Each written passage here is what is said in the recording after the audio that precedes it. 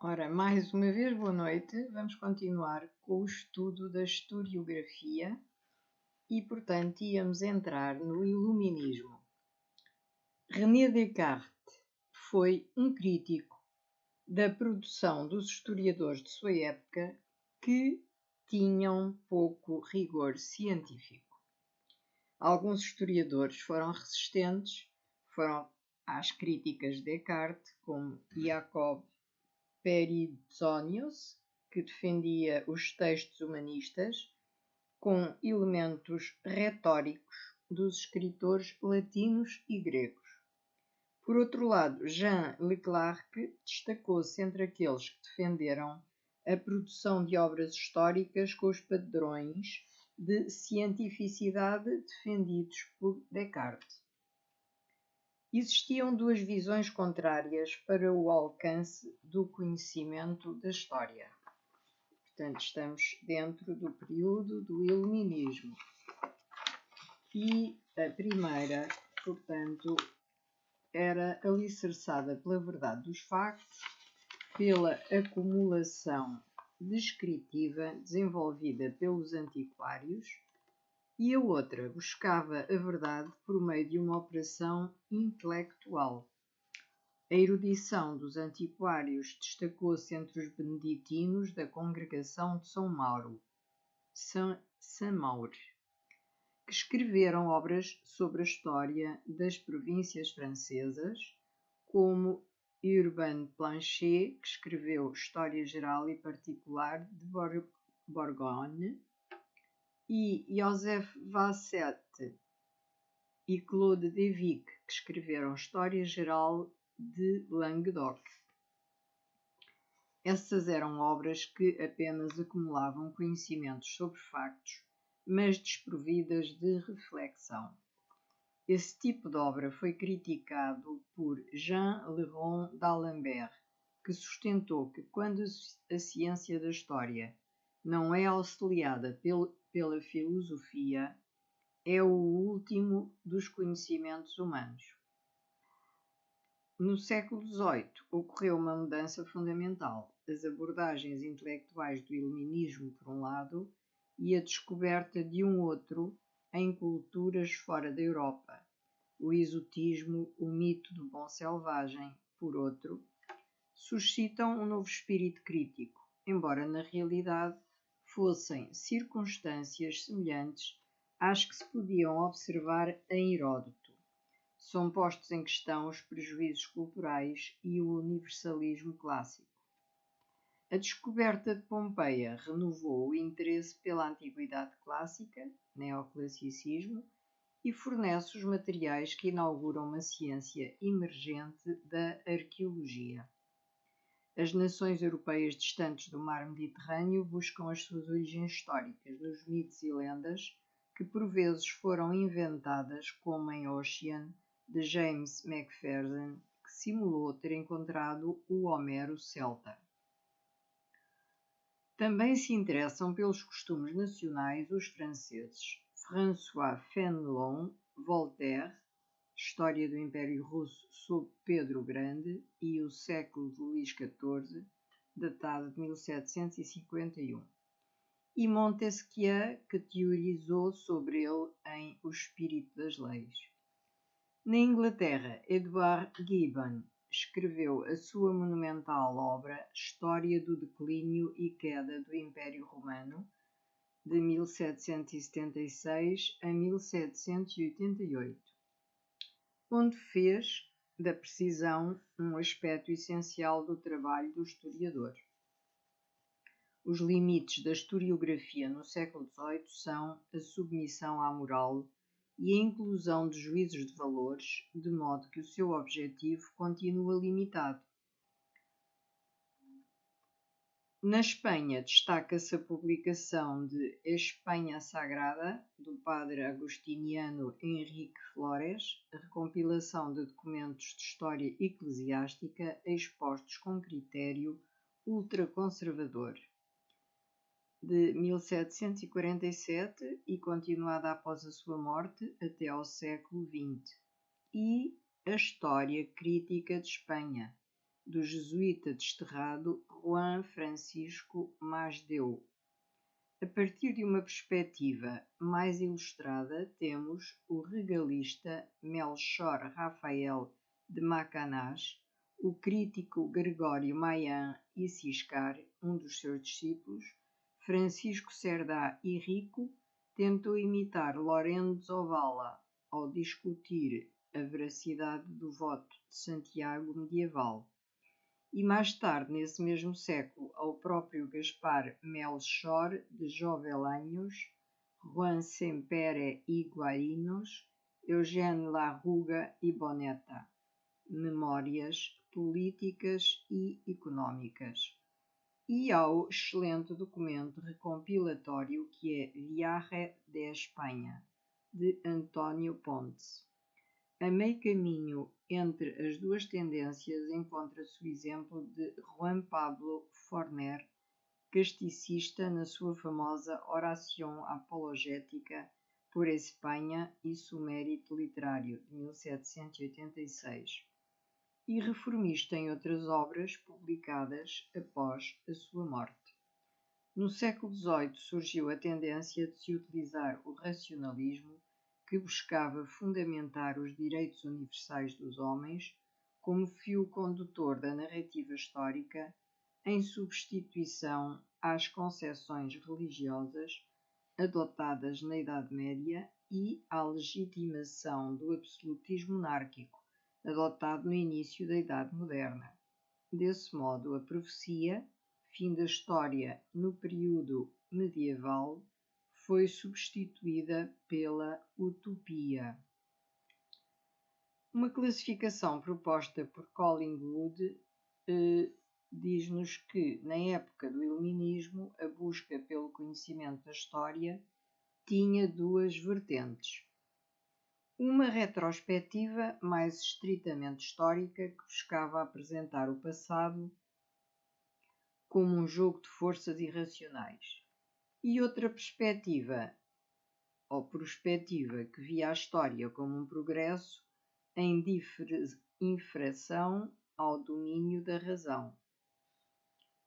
Nessa perspectiva, dentre os representantes da primeira vertente estariam Montesquieu, que via as ações humanas e a sociedade como reflexos da geografia e do clima, e Edward Gibbon, que defendia que a sociedade teria saído de uma idade do ouro e sido dominada pelo barbarismo e pela religião. Dentre os representantes da segunda vertente estaria Voltaire, que tentou conciliar erudição e reflexão filosófica, buscou construir um conhecimento histórico explicativo estrutural, não se limitando à narração dos fatos políticos, pois procurou integrar o conhecimento sobre economia ao conhecimento histórico. Voltaire acreditava que, por meio do conhecimento histórico, a humanidade poderia eliminar a ignorância e a superstição. Portanto, tal conhecimento não deveria se restringir à narrativa descritiva de fatos históricos, pois trata-se de conhecimento que deveria ser condutor de uma mudança social e, por isso, deveria haver uma investigação mais rigorosa dos contextos sociais e culturais nos quais estavam inseridos os fatos históricos. Quanto ao século XIX, a história, ciência erudita, foi um período rico em mudanças, tanto na maneira de conceber a história como na de escrevê-la. Na Alemanha, esta evolução havia-se produzido antes e já estava presente nas universidades da Idade Moderna. Agora, a institucionalização da disciplina deu lugar a vastos corpos que reuniam e transcreviam as fontes sistematicamente.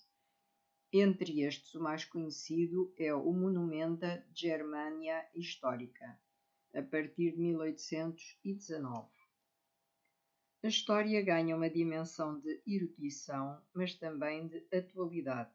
Pretende rivalizar com as demais ciências, sobretudo com o grande desenvolvimento que estas atravessam à época. Theodor Mommsen contribui para dar à erudição as suas bases críticas em seu Römische Geschichte, História de Roma, 1845 a 1846, além de ter colaborado no citado Monumenta Germania Historica e no Corpus Inscriptionum Latinarum. Na França, foi considerada como uma disciplina intelectual distinta de outros géneros literários desde o começo do século, quando os historiadores profissionalizaram-se e fundaram os Arquivos Nacionais Franceses, em 1808. Em 1821, fundou-se a École Nationale des Chartes, primeira grande instituição para o ensino da história no país. A partir da década de 1860, o historiador Fustel de Coulanges escreveu: "A história não é uma arte, é uma ciência pura como a física ou a geologia. Sem dúvida, a história implica o debate da sua época e é influenciada pelas grandes ideologias como o liberalismo de Alexis de Tocqueville e François Guizot.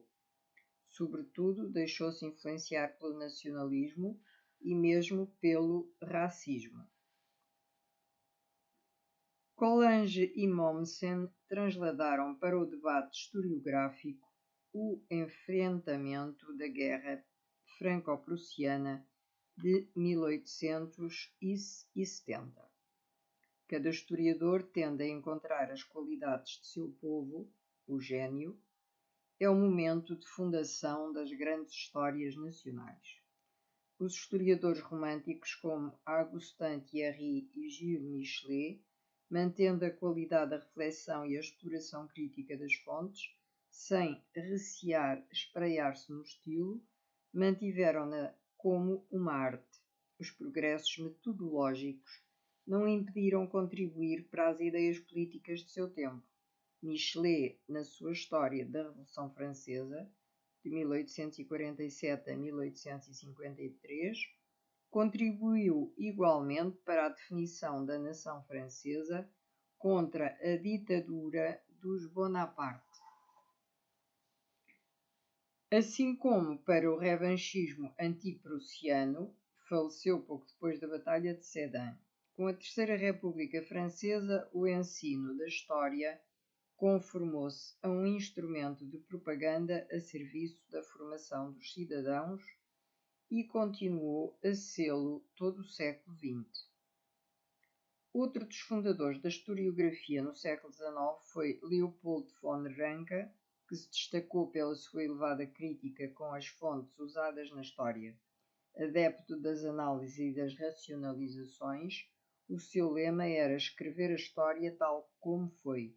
Desejava relatos de testemunhas visuais, enfatizando sobre o seu ponto de vista.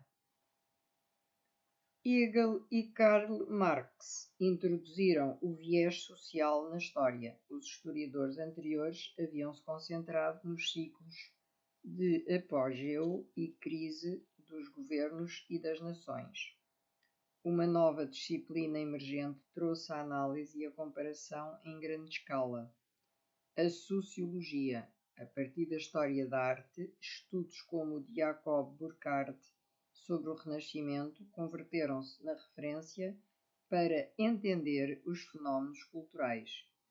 A arqueologia pôs em contacto o mito com a realidade histórica, tanto no Egito como na Mesopotâmia e Grécia. Heinrich Schliemann em Troia, Micenas e Tirinto, e mais tarde Arthur Evans em Creta. Tudo isso num ambiente romântico e aventureiro que lentamente se foi depurando para se tornar científico, ainda que não desapareça, como demonstra a tardia aparição de Howard Carter, Tutankhamon, e a imagem popular dos arqueólogos que se perpetua no cinema em Indiana Jones.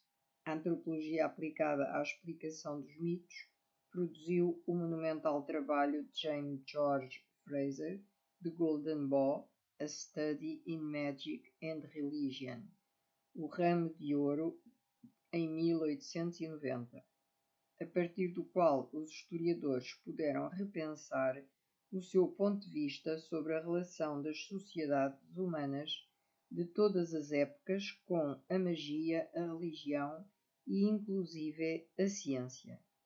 Durante o século XIX, a Espanha conseguiu preservar o seu património documental com a criação da Biblioteca Nacional de Espanha e do Arquivo Histórico Nacional de Espanha, mas não se distinguiu por uma grande renovação da sua historiografia que, salvo o arabismo de Pascoal de Gayangos ou da História Económica de Manuel Colmeiro, aparece dividida entre uma corrente liberal, Modesto Lafuente e Zamolá, Juan Valera, e outra reacionária, cujo expoente, o erudito e polígrafo Marcelino Menéndez Epelário, História de los Heterodoxos Espanhóis.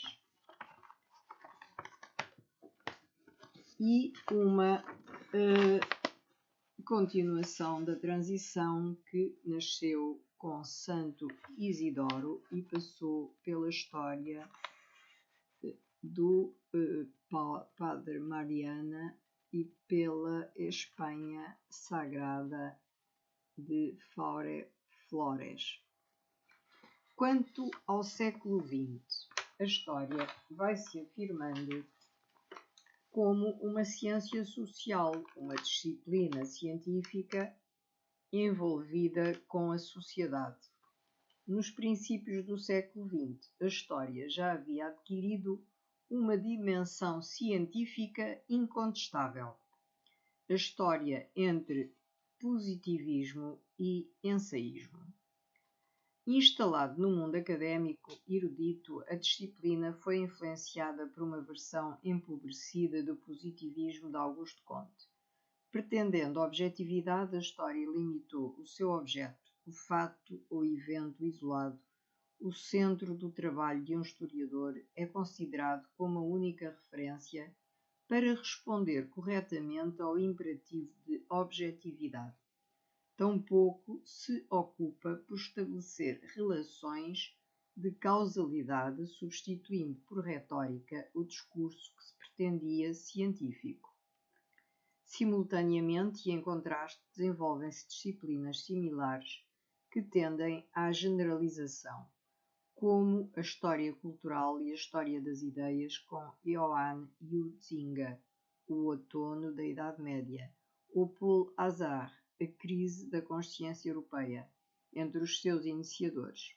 Ensaístas como Oswald Spengler, O Declínio do Ocidente, e Arnold Toynbee, Um Estudo da História, em controvérsia famosa, publicam profundas reflexões sobre o próprio conceito de civilização que, juntamente com A Revolta das Massas ou Espanha Invertebrada, de José Ortega y Gasset, obtiveram extraordinária divulgação como um reflexo do pessimismo intelectual do entreguerras.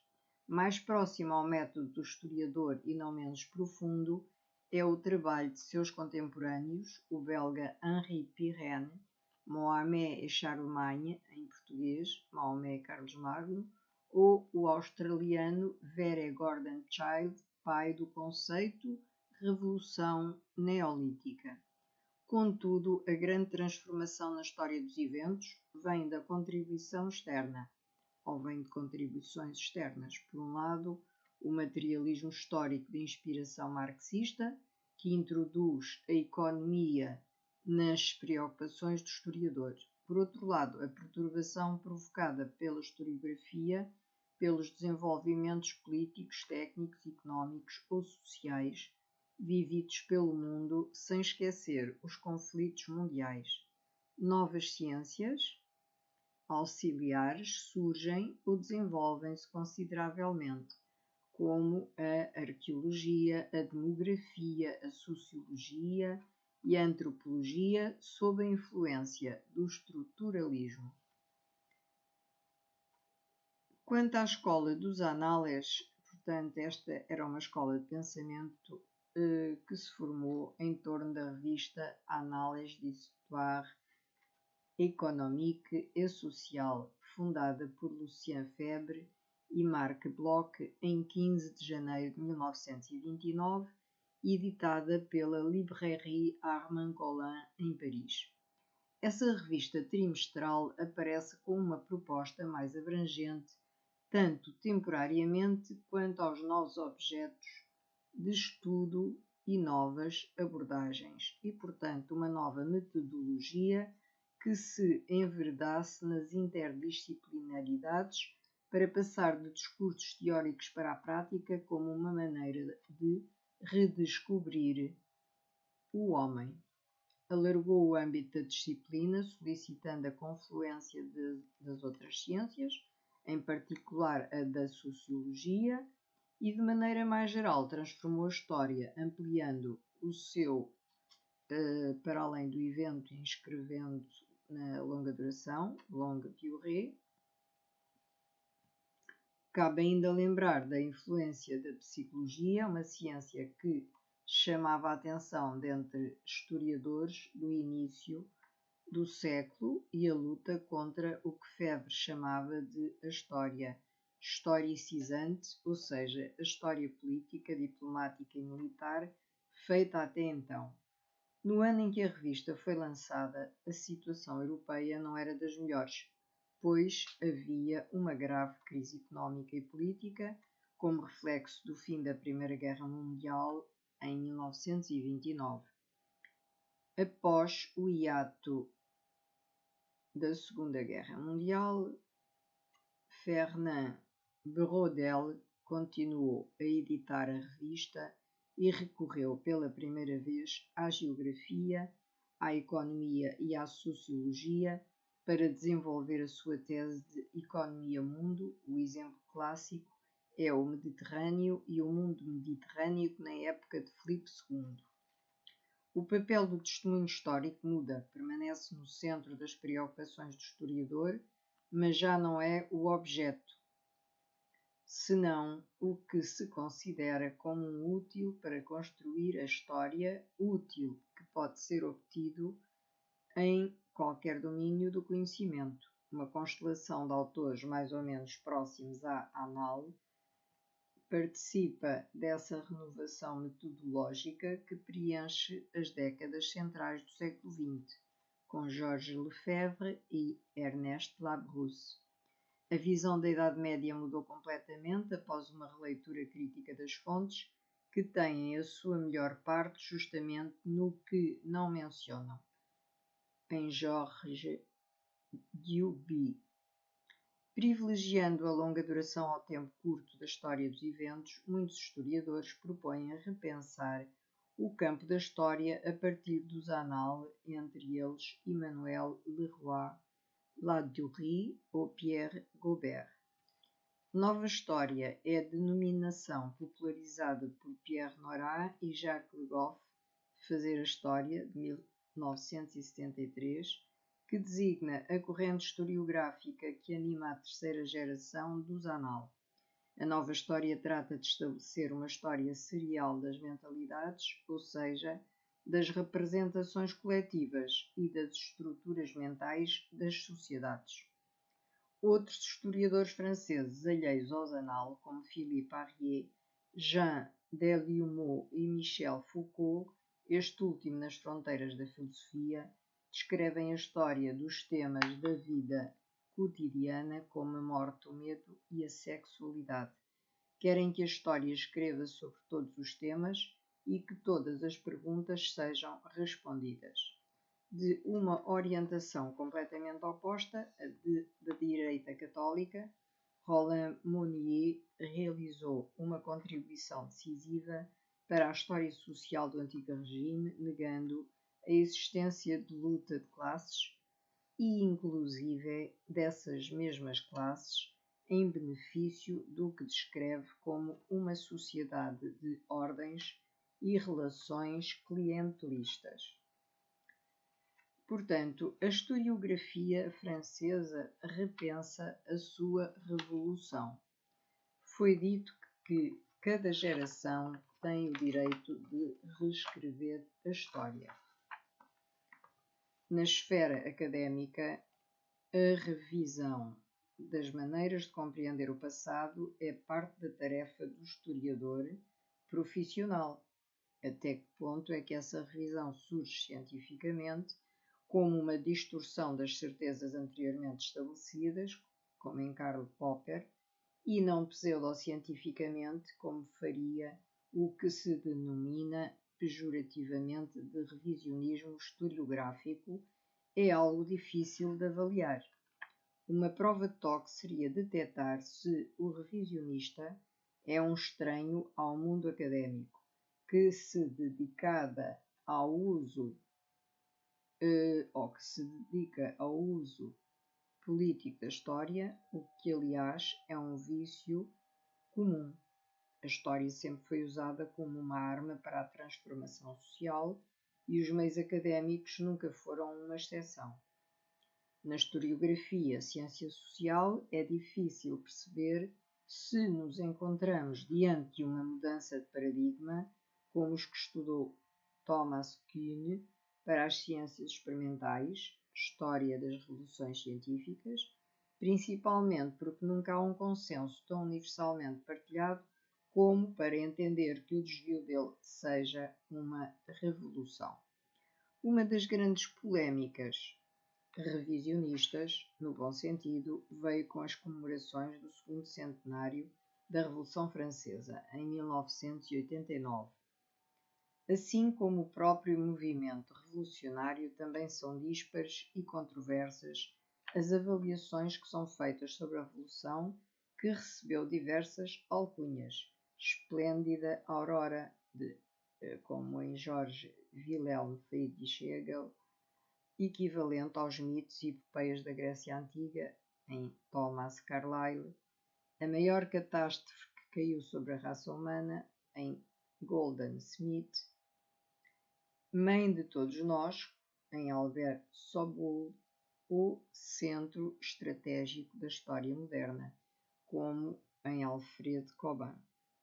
Autores de tendência estruturalista próximos à Annales, François Furet ou Denis Richier, sintetizaram os estudos das décadas de 1970 e 1980, em que se pretendia ser um novo paradigma interpretativo alternativo ao marxismo que havia dominado a história social do período.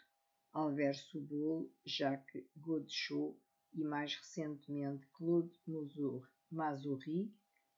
Mazouric, Michel Vauvel ou Crane Brinton, Anatomia de uma Revolução. Distante de ambas as tendências, Simon Chamat e os novos narrativistas fazem uma história cultural do político e muito narrativa, anti-estruturalista e de tintas tendencialmente conservadoras, iniciada por Richard Cobb já na década de 1970. Além disso, mantém à frente a Nouvelle Histoire Politique de René Raymond. Arnaud Mayer lamenta que a revisão haja dado lugar um uso político da história, no qual se condenam a priori as revoluções como intrinsecamente perversas. E por hoje terminamos nesta fase da historiografia e na próxima live continuaremos, portanto será uma quarta live, esta é a terceira e não sei se teremos tempo de acabar toda esta matéria. Na quarta live vamos tentar, eu tentarei, senão ainda chegaremos a uma quinta live. Mas espero que o assunto vos prenda a atenção e, portanto, explique que há diversas maneiras de interpretar a história ao longo dos tempos, tem havido e vai continuar a haver. Portanto, a história não é estática, não é cristalizada e, portanto, há sempre novas investigações, novas técnicas, portanto, novos investigadores que aprofundam a história e assim vamos caminhando e portanto, estamos aqui a dar uma perspectiva, digamos que estruturalista e temporal do que se tem passado com o estudo histórico desde os primórdios, e assim vamos continuar até ao fim, até à nossa época, e até lá, então ficamos aqui com a nossa despedida habitual, desejando sempre saúde, boa disposição para todos e um resto de noite muito feliz. Até à próxima live. Boa noite.